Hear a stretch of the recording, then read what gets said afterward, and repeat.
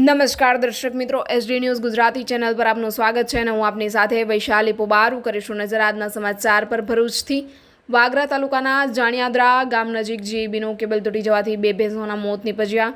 ભરૂચ જિલ્લાના વાગરા તાલુકાના જાણિયાદરા ગામ નજીક જીઈબીનું કેબલ તૂટી જવાથી બે ભેંસોના મોત નીપજ્યા છે। વાગરા તાલુકાના જાણિયાદરા ગામના સરપંચ દ્વારા આ બાબતે જીઈબીને 2 દિવસ પહેલા ટેલિફોનિક જાણ કરી હતી, પરંતુ જીઈબીના કર્મચારીઓ દ્વારા યોગ્ય પગલાં લેવામાં ન આવ્યા, જેના કારણે આજે ગરીબ કુટુંબના આવકનો સ્ત્રોત એવી બે ભેંસો ગુમાવનારનો વારો આવ્યો છે।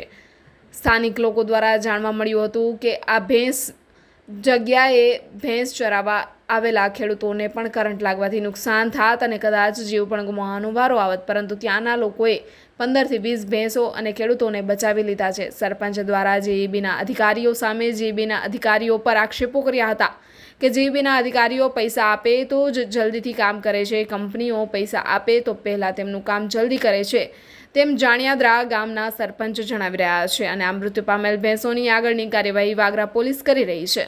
Reporter Jayesh Prajapati, SD News Gujarati, Bharuch.